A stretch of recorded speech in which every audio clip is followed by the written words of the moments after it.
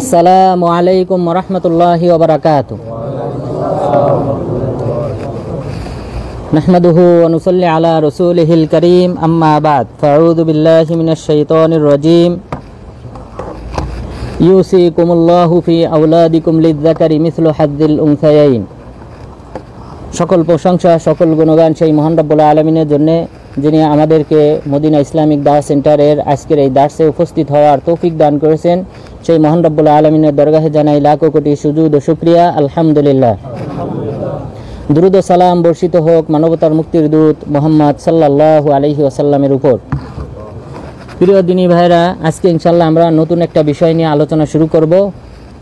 সেই বিষয়টি হলো ইলমুল ফারায়েজ তথা ফারায়েজ শাস্ত্র তথা উত্তরাধিকার সত্ত্ব বন্টন সংক্রান্ত বিষয়ে ইনশাআল্লাহ আমরা দার্স শুরু করব।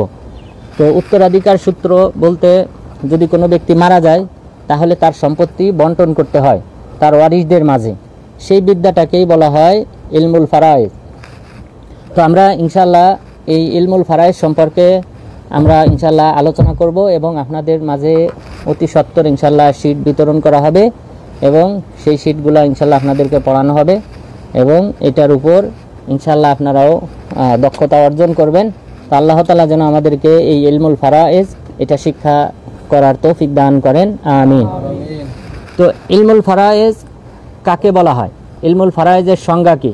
ইলমুল ফারায়েজ সম্পর্কে যে সবচেয়ে সহজ যে সংজ্ঞা, সেটা হলো হুয়া ইলমুন ইউরাফু বিহি মাইয়ারিস ওয়া মান লা ইয়ারিস ওয়া মিকদারু মা লিকুল্লি ওয়ারিস। এটা হলো সবচেয়ে সহজ সংজ্ঞা, যে এমন শাস্ত্র যে শাস্ত্র অধ্যয়ন করার মাধ্যমে জানা যায় যে কে মিরাস পাবে এবং কে পাবে না, আর যারা পাবে তারা কতটুকু পরিমাণ পাবে, তাকেই বলা হয় ফারায়েজ। তাহলে সহজ সংজ্ঞা হলো যেই বিদ্যা অধ্যয়ন করার মাধ্যমে, শিক্ষা করার মাধ্যমে কে মিরাস পাবে এবং কে পাবে না, এবং যারা পাবে তাদের কতটুকু পরিমাণ পাবে, সেই সম্পর্কে যে জ্ঞান অর্জন করা হয় সেটাকে ইলমুল ফারায়েজ বলা হয়। তো কে পাবে কে পাবে না, এখানে না পাওয়ার কিছু কারণ রয়েছে, আবার মিরাস পাওয়ারও কিছু কারণ রয়েছে।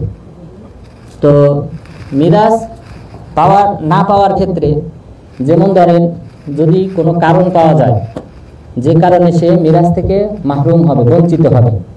যেমন কেউ যদি হত্যা করে কোনো ব্যক্তিকে, ধরেন বাবাকে হত্যা করলো সন্তান, তো সে নিয়ম অনুযায়ী সন্তান তো বাবার ওয়ারিস, উত্তরাধিকার সত্ত্ব পায়। কিন্তু কেউ যদি এই যিনি ওয়ারিস করবেন তাকে যদি কেউ হত্যা করে, তাহলে সে মিরাস থেকে বঞ্চিত হবে, মাহরুম হবে। এটা আল্লাহ তাআলার দেওয়া একটা বড় শাস্তি, যে কারণ এই হত্যাকাণ্ড ঘটা স্বাভাবিক। সম্পত্তির লোভে যিনি সম্পদের মালিক তাকে তার সন্তানরা হত্যা করতে পারে, এই কারণে ইসলামে বিধান দেওয়া হয়েছে হত্যাকারী মিরাস পাবে না। তো সুতরাং কোনো সন্তান যদি সম্পদের লোভে বাবাকে হত্যা করে ফেলে, ওই সন্তান মিরাস পাবে না, বাকি যে সন্তানরা আছে তারা মিরাস পাবে, তাদের মাঝে বন্টন হবে। তাহলে কে মিরাস পাবে এবং পাবে না সেই বিষয়টা জানা যায় এই শাস্ত্রের মাধ্যমে। এরপর যদি ইখতিলাফুদ্দিন আইন, ধর্ম যদি ভিন্ন হয়, কোনো একজন যিনি মারা গিয়েছেন তিনি মুসলিম আর তার সন্তানরা কাফের, হিন্দু, বৌদ্ধ বা খ্রিস্টান, তাহলে তারাও ওয়ারিস পাবে না। মুসলিমের ওয়ারিস হবে না কোনো কাফের। আবার বাবা যদি কাফের হয়, সন্তান যদি মুসলিম হয়, তাহলে এই মুসলিম সন্তান এই বাবা কাফের বাবার সম্পত্তিরও মিরাস পাবে না। তাহলে ধর্ম যদি ভিন্ন হয় তাহলেও সে মিরাস পাবে না। তাহলে দুইটা কারণ আপনারা জানলেন যে মিরাস না পাওয়ার, এই দুইটা কারণ। এরপর আরো কিছু কারণ রয়েছে মিরাস না পাওয়ার। যেমন মিরাস পাওয়ার ক্ষেত্রে কিছু কারণ রয়েছে। মিরাস পাওয়ার ক্ষেত্রে যেমন নিকাহ, বৈবাহিক সম্পর্ক থাকা, স্বামী স্ত্রীর সম্পর্ক থাকা, এটা থাকলে সে মিরাস পাবে। স্বামী যদি মারা যায় তাহলে স্বামীর সম্পত্তি থেকে স্ত্রী মিরাস পাবে। স্ত্রী যদি মারা যায় তাহলে স্ত্রীর সম্পত্তি থেকে স্বামী মিরাস পাবে। তাহলে বৈবাহিক সম্পর্ক থাকা এটা মিরাস পাওয়ার একটা কারণ। এরপর মিরাস পাওয়ার আরেকটা কারণ হলো যে আন-নাসাব, বংশীয় সম্পর্ক থাকা। বংশীয় সম্পর্ক বলতে যেমন বাবা, দাদা, নাতি, সন্তান, এই যে বংশীয় সম্পর্ক রয়েছে এই ব্যক্তিদের মাঝে, এই বংশীয় সম্পর্ক থাকলে সে মিরাজ পায়। তো এইভাবে কে মিরাজ পাবে এবং কে মিরাজ পাবে না, এই সংক্রান্ত বিষয়ে যে বিদ্যাটা অর্জন করা হয় তাকে ইলমুল ফারায়েজ বলা হয়। আর যারা পাবে তারা কতটুকু পরিমাণ পাবে এটা জানাকে বলা হয় ইলমুল ফারায়েজ। এরপর ইলমুল ফারায়েজ এই বিদ্যাটার ফজিলত কি? এই বিদ্যাটার ফজিলত হলো যে স্বয়ং আল্লাহ তাআলা এই মিরাজ বন্টনের দায়িত্ব নিয়েছেন। স্বয়ং আল্লাহ তাআলাই তিনি নিজেই এই মিরাজ বন্টন করেছেন। মহান রব্বুল আলামিন বিশেষ করে 3টা সূরায় কে কতটুকু পরিমাণ সম্পত্তি পাবে সেটা মোট 3টি আয়াতে উল্লেখ করেছেন।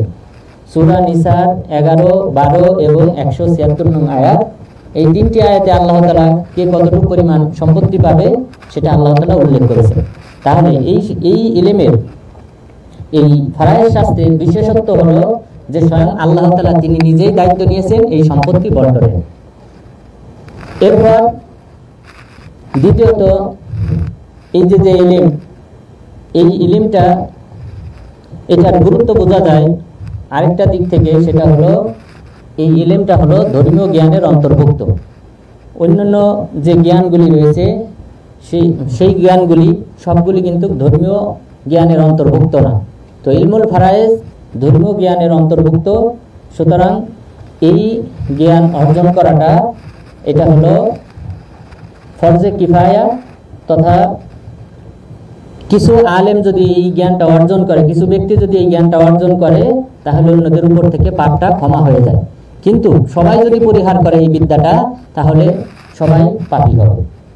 তাহলে এই বিদ্যার ফজিলত হলো, দ্বিতীয় ফজিলত হলো এটা ধর্মীয় একটা জ্ঞানের অন্তর্ভুক্ত। এ ব্যাপারে আব্দুল্লাহ ইবনে মাসউদ রাদিয়াল্লাহু আনহু তিনি বলেন, তাআল্লামুল ফারাইদ ওয়াত তালাক ওয়াল মানাসিক ফাইন্নাহু মিন দীনিকুম। তোমরা ইলমুল ফারায়েজ শিক্ষা করো, তালাক সম্পর্কে তোমরা জ্ঞান অর্জন করো এবং হজের যে মাসালা রয়েছে সেই মাসালা সম্পর্কে তোমরা জ্ঞান অর্জন করো, কেননা এটা তোমাদের ধর্মের অন্তর্ভুক্ত। এই মাসালাগুলাতে কিন্তু মানুষ বেশি ভুল করে। ইলমুল ফারায়েজ সর্বপ্রথম এখানে আব্দুল্লাহ ইবনে মাসউদ রাদিয়াল্লাহু আনহু তিনি সর্বপ্রথম এটাকে উল্লেখ করেছেন, এই ক্ষেত্রে অধিকাংশ মানুষই ভুল করে। এরপর দ্বিতীয় অংশে বললেন তালাকের মাসালাও জটিল, সবাই বোঝে না, তো এটাও শিক্ষা করতে বলেছেন। এরপরে বললেন যে মানাসিক হজের মাসালাও অনেক জটিল, প্রতি বছর মুরাজা করা লাগে, এমনকি আলেমদেরও প্রতি বছর এটা অধ্যয়ন করা লাগে যেন সে ভুল না করে। সুতরাং এই 3টা বিদ্যা আব্দুল্লাহ ইবনে মাসউদ রাদিয়াল্লাহু আনহু তিনি বললেন তোমরা অধ্যয়ন করো, কেননা এটা তোমাদের ধর্মের অন্তর্ভুক্ত। এরপর ওমর ইবনুল খাত্তাব রাদিয়াল্লাহু আনহু তিনিও একই কথা বলেছেন, তাআল্লামুল লাহান ওয়াল ফারায়েদ ফাইন্নাহু মিন দীনিকুম। তোমরা আরবি ব্যাকরণ নাহু শিক্ষা করো এবং পাশাপাশি তোমরা ফারায়েজ শাস্ত্র অধ্যয়ন করো, কেননা এটা তোমাদের ধর্মের অন্তর্ভুক্ত। কোনো ব্যক্তি যদি ইলমুল নাহু তথা আরবি ব্যাকরণ যদি না জানে তাহলে সে আরবি অধ্যয়ন করার ক্ষেত্রে, অনুবাদ করার ক্ষেত্রে, আহকাম বোঝার ক্ষেত্রে সে ভুল করবে। এরপর দ্বিতীয় অংশ ইলমুল ফারায়েজ, এটাও যদি সে ভালোভাবে না অধ্যয়ন করে তাহলে সে ভুল ফতোয়া দেবে এবং ওয়ারিদের মাঝে বিশৃঙ্খলা সৃষ্টি করবে। সুতরাং ওমর ইবনুল খাত্তাব রাদিয়াল্লাহু আনহু বললেন তোমরা এই 2টা বিদ্যা শিক্ষা করো, কেননা এটা তোমাদের ধর্মের অন্তর্ভুক্ত। তিনি শুধু এই কথা তার সামনে উপস্থিত ব্যক্তিদেরকে বলতেন না, তিনি মুসলিমদের যে সকল শহর সেই সময় বিজিত হয়েছিল সকল শহরে তিনি পত্র লিখতেন, যে তোমরা পত্র লিখে তিনি এটা নির্দেশ ফরমান জারি করতেন, রাষ্ট্রীয় ফরমান তিনি জারি করতেন যে তোমরা এই আরবি ব্যাকরণ পাশাপাশি তোমরা ইলমুল ফারায়েজ অধ্যয়ন করো, এই উত্তরাধিকার সত্য এই বিদ্যা তোমরা অধ্যয়ন করো। এটা তিনি প্রত্যেক শহরে, কুফা, বাসরা, এরপর শাম, দামেস্ক, এই সব অঞ্চল, যেসব অঞ্চল বিজয় হয়েছিল সব অঞ্চলে তিনি এইভাবে বার্তা পাঠাতেন। সুতরাং এখান থেকে বোঝা যায় যে এই বিদ্যার অনেক ফজিলত রয়েছে। এরপর এই বিদ্যাটা, এটাকে আলেমগণ এই বিদ্যাটাকে নিসফুল ইলম হিসেবে আখ্যায়িত করেছেন, অর্থাৎ সকল জ্ঞানের অর্ধেক জ্ঞান হলো ইলমুল ফারায়েজ। ইলমুল ফারায়েজকে, তবে এই মর্মে যে সকল হাদিস বর্ণিত হয়েছে সে হাদিসগুলো জয়ীফ। এই মর্মে যে সকল হাদিস বর্ণিত হয়েছে যে ইলমুল ফারাইজ নিসফুল ইলম, এই মর্মে বর্ণিত সকল হাদিসই জয়ীফ। তবে সালাফগণ এটাকে বলেছেন, সুফিয়ান ইবনে ওয়াইনা রাহিমাহুল্লাহ তিনি বলেছেন ইন্নামা কিল নিসফুল ইলম লিআন্নাহু ইউবতালা বিহি কুল্লু, যে এই ইলমটাকে, ইলমুল ফারাইজটাকে জ্ঞানের অর্ধেক বলা হয়, কারণ এটার মাধ্যমে সবাইকে পরীক্ষা করা হয়। কারণ আমরা সবাই একসময় মারা যাব, সুতরাং আমাদের সম্পত্তি বন্টন করার প্রয়োজন হবে। এই কারণে এটাকে অর্ধেক জ্ঞান হিসেবে আখ্যায়িত করা হয়েছে, সকল বিদ্যার অর্ধেক হিসেবে আখ্যায়িত করা হয়েছে। ইবনে রজব আল হাম্বলি রাহিমাহুল্লাহ তিনি বলেছেন যে এই বিদ্যাকে, ইলমুল ফারাইজকে, ফারাইজ জ্ঞান অর্জন করাটাকে এটা নিসফুল ইলম তথা অর্ধ জ্ঞান বলা হয়। কারণ যে সকল ইলম রয়েছে সকল ইলম দুই প্রকার। এক প্রকার ইলম প্রয়োজন হয় জীবদ্দশায়, আরেক প্রকার ইলম প্রয়োজন হয় মৃত্যুবরণের পর, আর ইলমুল ফারাইজটা প্রয়োজন হয় মারা যাওয়ার পর। তাহলে সম্পত্তি বন্টন এটা কিন্তু হবে কখন? কোনো ব্যক্তি মারা গেলে।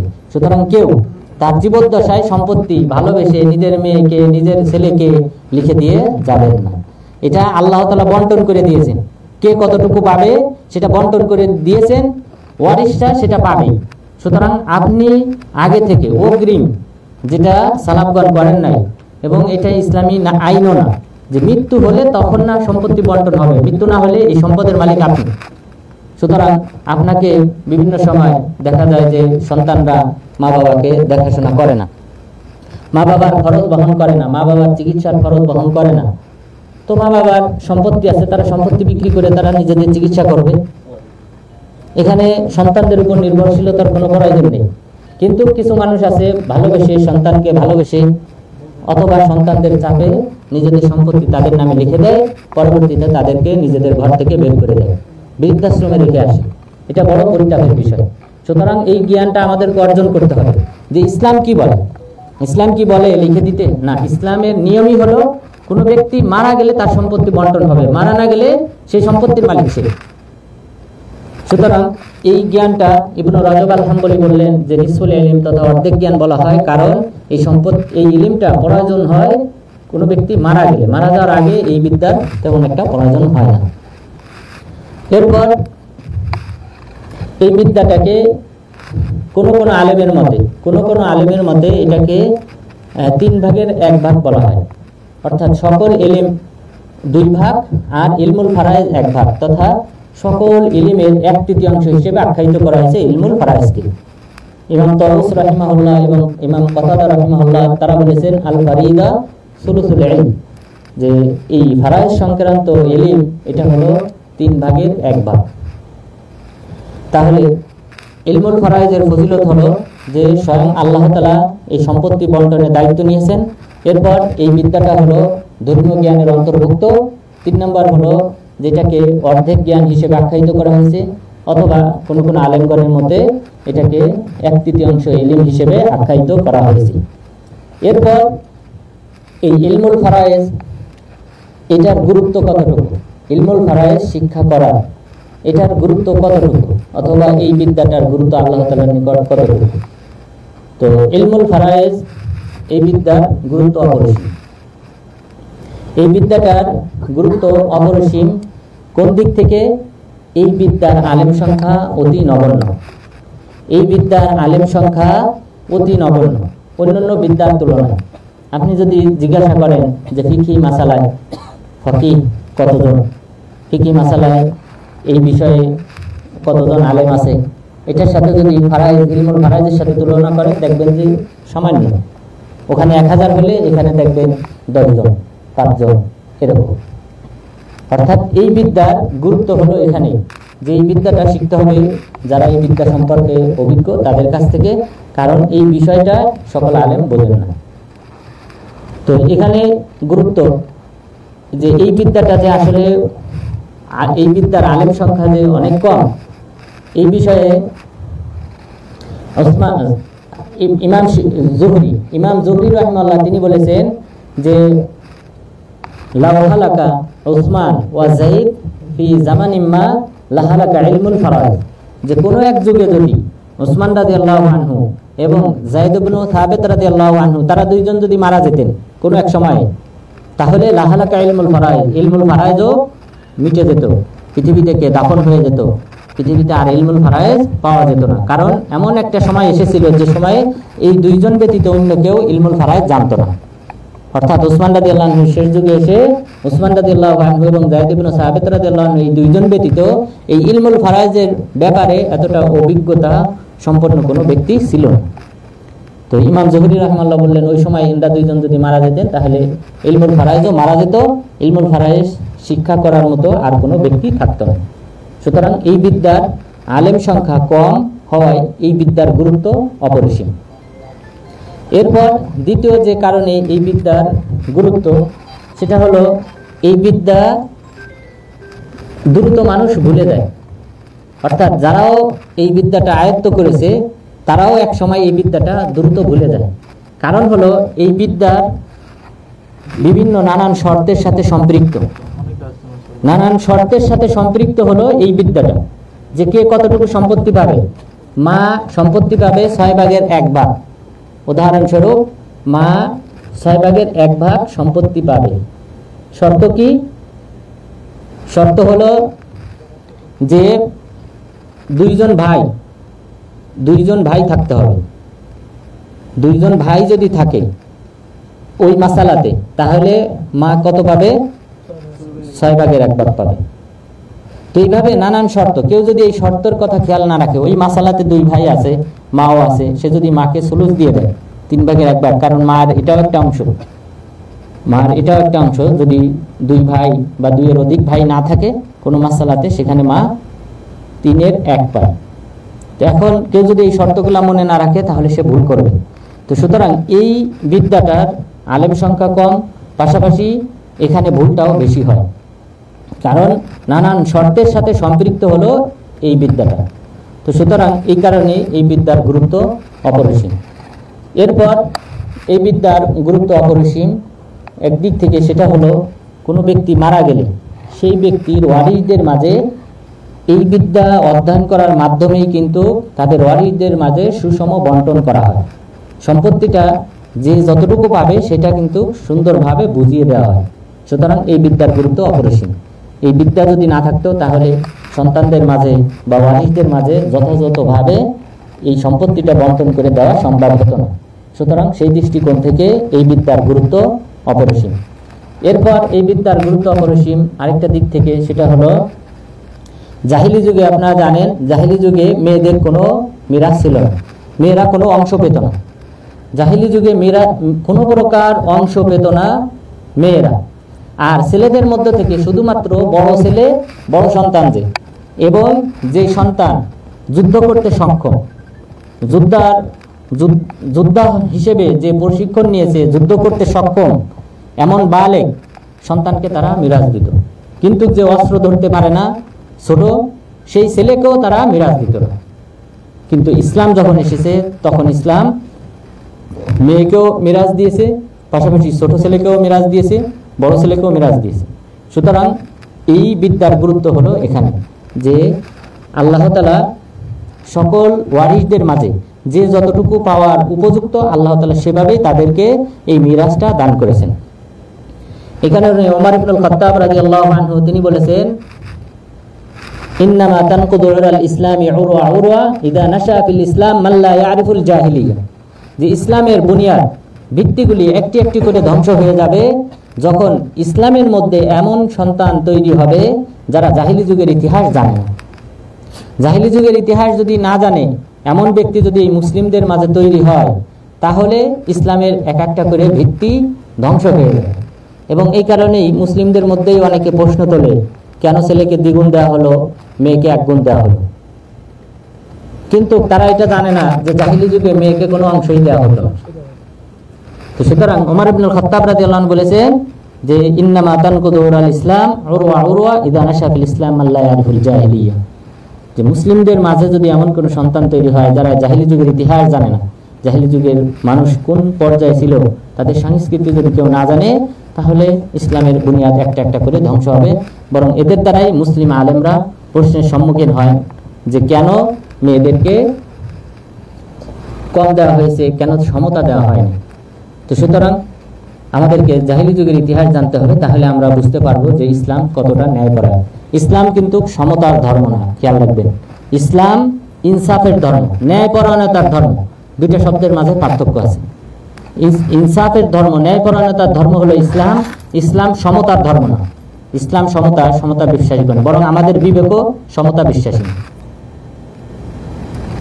যে একটা ছেলে সন্তান, সে ভূমিষ্ঠ হওয়ার পর থেকে, বালেগ হওয়ার পর থেকে সে বাবার পাশে শ্রম দেয়, বাবার পাশে কাজ করে, সে সর্বদা বাবার সাথে থাকে, সে সংসারের আয় উন্নতিতে সে অবদান রাখে। এরপর বাবা মারা গেলে সেই এই সংসারের হাল ধরে, সেই কিন্তু এই মেয়েকে বা তথা বোনকে সেই কিন্তু লালন পালন করে, তার খরচ বহন করে, তাকে বিবাহের ব্যবস্থা করে, সকল কিছু ব্যবস্থাপনা সে করে। তো এত দায়িত্ব বহন করার পর সে কি বেশি পাওয়ার হকদার না? তো ইসলাম ন্যায়পরায়ণতার ধর্ম, ইসলাম সমতার ধর্ম না। যে সবাই সমান পাবে এটাতে বিশ্বাসী না, বরং ইসলাম হলো ন্যায়পরায়ণতার ধর্ম। যে যতটুকু পাওয়ার যোগ্য তাকে ততটুকু ইসলাম দান করেছে। তো তাহলে জাহিলি যুগের মিরাজ থেকে বঞ্চিত করা হতো, ইসলামে এই মিরাজটা যে যতটুকু উপযুক্ত সেভাবেই বর্তন করা হয়েছে। এটা হলো মিরাজের এই জ্ঞানটা অর্জন করার আরেকটা দিক, গুরুত্বের। এরপর এই মিরাজ তথা এই ইলমুল ফারায়েজ, এটা শিক্ষা করা গুরুত্বের আরেকটা দিক হলো যে রাসূল সাল্লাল্লাহু আলাইহি ওয়াসাল্লাম তিনি স্বয়ং নিজেই এই বিদ্যাটা শিক্ষা দিতেন। এবং যখন বিভিন্ন দূর দূরান্ত থেকে, শুধুমাত্র এই মদিনার অধিবাসী তথা শহরের মানুষকে শিক্ষা দিতেন না, বরং দূর দূরান্ত থেকে যখন কাফেলা প্রতিনিধি দল আসতেন তখন তিনি তাদেরকে এই ফারায়েজ শিক্ষা দিতেন। উম্মে হাবিবা রাদিয়াল্লাহু আনহা তিনি বলেন, কদিমা আলান নবী সাল্লাল্লাহু আলাইহি ওয়াসাল্লাম নাসুম মিন আহলিল ইয়ামান ফাআল্লামাহুমুস সালাহ ওয়াস সুনান ওয়াল ফারায়েজ। যে ইয়ামান থেকে রাসূল সাল্লাল্লাহু আলাইহি ওয়াসাল্লামের কাছে একদল প্রতিনিধি দল আসে, রাসূল সাল্লাল্লাহু আলাইহি ওয়াসাল্লাম তাদেরকে সালাত শিক্ষা দিলেন, কিভাবে সালাত আদায় করতে হবে। এরপর সুনান হাদিস শিক্ষা দিলেন, ওয়াল ফারায়েজ এবং ইলমুল ফারায়েজ তথা সম্পত্তি বন্টনের বিদ্যা তাদেরকে শিক্ষা দিলেন। তাহলে এটা রাসূল সাল্লাল্লাহু আলাইহি ওয়াসাল্লাম তিনি নিজে স্বয়ং এই বিদ্যাটা শিক্ষা প্রদান করতেন। এরপর সাহাবাদের যুগে এই বিদ্যায় যারা জ্ঞানী ছিলেন তারাই শ্রেষ্ঠ সাহাবা হিসেবে বিবেচিত হতেন। এই বিদ্যায় যারা পারদর্শী ছিলেন রাসূল সাল্লাল্লাহু আলাইহি ওয়াসাল্লামের যুগে, তারা শ্রেষ্ঠ সাহাবা হিসেবে তাদেরকে গণ্য করা হতো। রাসূল সাল্লাল্লাহু আলাইহি ওয়াসাল্লাম বলেছেন, ওয়া আ'লামুহুম বিল হালালি ওয়াল হারাম মুআয ইবনে জাবাল ওয়া আফরাদুহুম যায়েদ ইবনে সাবিত। যে তাদের মধ্যে তথা সাহাবাদের মধ্যে সবচেয়ে হালাল হারাম সম্পর্কে সবচেয়ে বেশি বিজ্ঞ তিনি হলেন মুআয বিন জাবাল রাদিয়াল্লাহু আনহু। আর ইলমুল ফারায়েজ সম্পর্কে সবচেয়ে বেশি যিনি জানেন তিনি হলেন যায়েদ ইবনে সাবিত রাদিয়াল্লাহু আনহু। যায়েদ ইবনে সাবিত। তো রাসূল সাল্লাল্লাহু আলাইহি ওয়াসাল্লামের জবানে তিনি কিন্তু এই সাহাবীর প্রশংসা করেছেন যে তোমাদের মধ্যে, তোমরা এখানে যারা উপস্থিত আছো সবাই তোমাদের মধ্যে কিন্তু সবচেয়ে বেশি বিজ্ঞ আলেম ফারায়েজ সম্পর্কে তিনি হলেন যায়েদ বিন সাবিত। সুতরাং এই ইলমটা এর গুরুত্ব অপরিসীম এবং এই বিদ্যাটা যে গুরুত্বপূর্ণ এবং সাহাবাদের যুগে এই বিদ্যার যে আলাদা একটা মর্যাদা ছিল, সাহাবাদের মধ্যে যারা এই জ্ঞানটা জানতেন তাদের যে আলাদা একটা ফজিলত ছিল, এই সম্পর্কে আরেকটি riwayat রয়েছে, সেটি হলো মুসলিম ইবনে সুবাই আল হামাদানি রাহিমাহুল্লাহ। তিনি বলেন, আমরা মাসরুক রাহিমাহুল্লাহকে জিজ্ঞাসা করলাম যে হাল কানাত আয়েশা রাদিয়াল্লাহু আনহা তুহসিনুল ফারায়েজ, যে আমরা মাসরুক রাহিমাহুল্লাহকে বললাম যে আয়েশা রাদিয়াল্লাহু আনহা তিনি কি ফারায়েজ সম্পর্কে জানতেন? তখন তিনি বললেন, ওয়া আইমুল্লাহ লাকাদ রাআইতুল আকাবিরা মিন আসহাবি মুহাম্মাদিন সাল্লাল্লাহু আলাইহি ওয়াসাল্লাম ইয়াসআলুনাহা আনিল ফারায়েজ। আল্লাহর শপথ, আমি তাদেরকে দেখেছি, রাসূল সাল্লাল্লাহু আলাইহি ওয়াসাল্লামের বড় বড় সাহাবাদেরকে, বিজ্ঞ সাহাবাদেরকে আমি দেখেছি, তারা সকলে আয়েশা রাদিয়াল্লাহু আনহাকে ইলমুল ফারায়েজ সম্পর্কে জিজ্ঞাসা করতেন। তাহলে বড় বড় সাহাবী, আবু বকর রাদিয়াল্লাহু আনহুর মতো সাহাবী, ওমর রাদিয়াল্লাহু আনহুর মতো সাহাবী, উসমান, এরপর আলী বিন আবি তালিব রাদিয়াল্লাহু আনহু, এই সকল সাহাবাদের মতো বড় বড় সাহাবারাও আয়েশা রাদিয়াল্লাহু আনহাকে এই ফারায়েজের মাসালা সম্পর্কে জিজ্ঞাসা করতেন। এবং এখানে যে দুইজনের নাম উল্লেখ করা হলো, দুইজন সাহাবী যায়েদ ইবনে সাবিত রাদিয়াল্লাহু আনহু, তারা ছোট সাহাবী ছিলেন, তাদের বয়স কম ছিল এবং এই কারণে তিনি কিন্তু দ্রুত বিভিন্ন ইলম অর্জন করেছিলেন।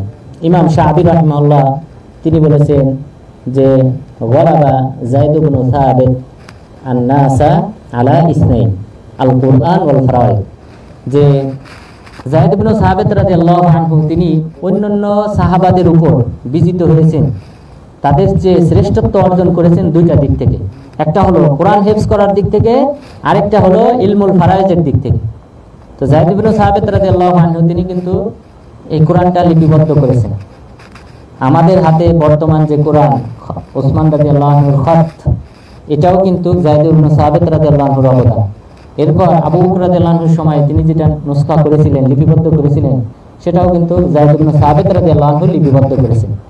ইমাম শাফি রাহিমাহুল্লাহ তিনি বললেন সাহাবাদের মধ্যে শ্রেষ্ঠত্ব অর্জন করেছেন যায়েদ ইবনে সাবিত রাদিয়াল্লাহু আনহু দুইটা দিক থেকে, একটা হলো ইলমুল ফারাইজের দিক থেকে তিনি অভিজ্ঞ ছিলেন, আরেকটা হলো পবিত্র কোরআন হিফজ করার দিক থেকে তিনি অন্যদের চেয়ে ভিন্ন ছিলেন। তো সুতরাং সাহাবাদের মধ্যে যারা ইলমুল ফারাইজ জানতেন তাদের আলাদা একটা মর্যাদা ছিল ওই সমাজে। এরপর এই যায়েদ ইবনে সাবিত রাদিয়াল্লাহু আনহু তিনি যখন মারা যান, সাঈদ ইবনে মুসাইয়িব রাহিমাহুল্লাহ তিনি বলেন শাহিদতু জানাজাতা যায়েদ ইবনে সাবিত, আমি যায়েদ ইবনে সাবিত রাদিয়াল্লাহু আনহু জানাজায় অংশগ্রহণ করেছিলাম। অংশগ্রহণ করার পর যখন তাকে কবরে নামানো হলো, তখন আব্দুল্লাহ ইবনে আব্বাস রাদিয়াল্লাহু আনহু তিনি বললেন ইয়া হাউলা মান সাররাহু আইয়ানদুরা কাইফা ইয়াযহাবুল ইলম ফালইয়ানদুর ইলাহা, যে তোমাদের মধ্যে যারা দেখতে চায় যে ইলম কিভাবে চলে যায়, পৃথিবী থেকে ইলম কিভাবে চলে যায়, এটা যদি কেউ দেখতে চায় তাহলে সেজন্য এই ব্যক্তির দিকে তাকায়। লাকাদ ওয়াইমুল্লাহ লাকাদ যাহাবাল ইয়াউমা ইলমুন কাসীর, আল্লাহর শপথ আজকে অনেক ইলম দাফন করা হয়ে গেছে।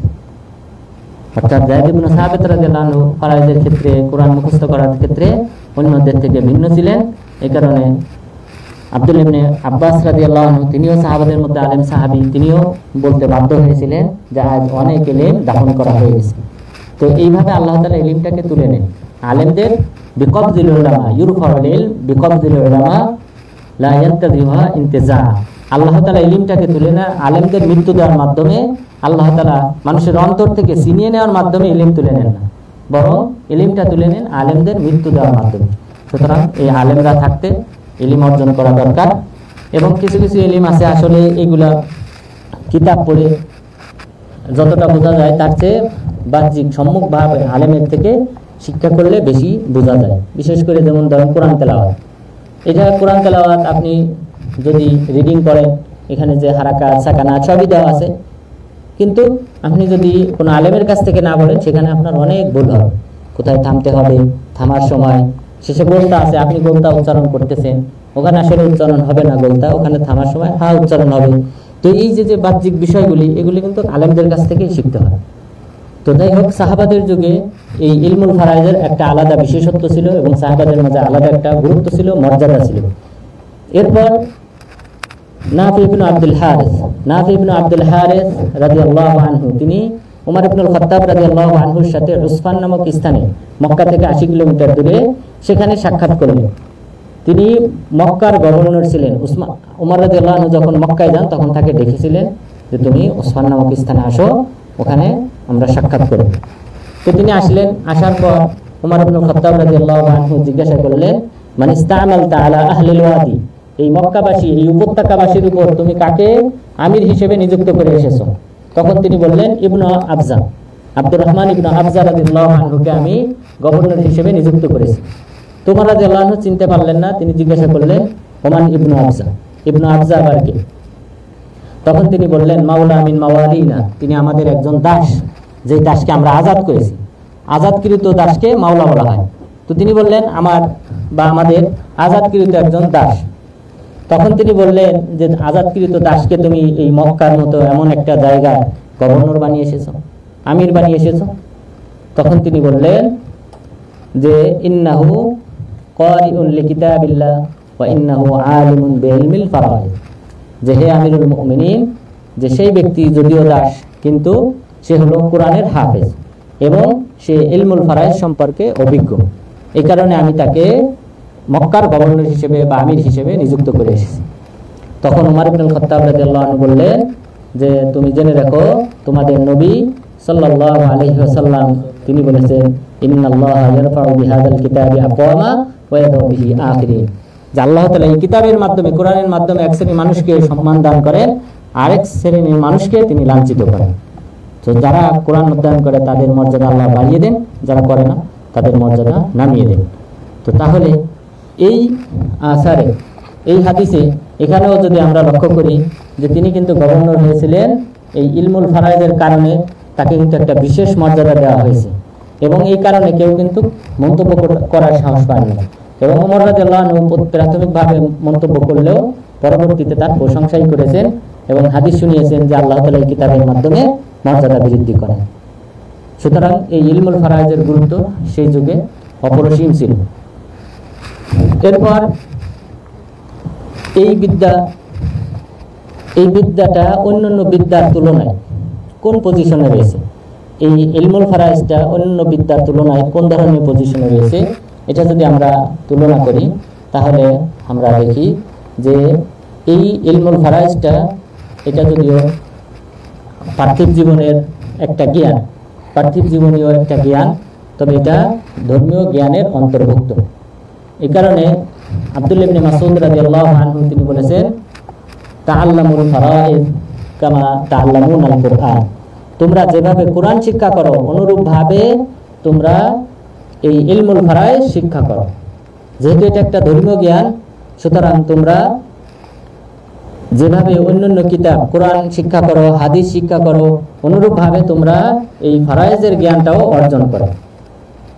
আব্দুল্লাহ ইবনে মাসউদ রাদিয়াল্লাহু আনহু তিনি আরো বলেছেন যে তাআল্লামুল ফারায়েজ কামা তাআল্লামুনাল কুরআন, তোমরা যেভাবে কোরআন শিক্ষা করো সেভাবে ইলমুল ফারায়েজ শিক্ষা করো।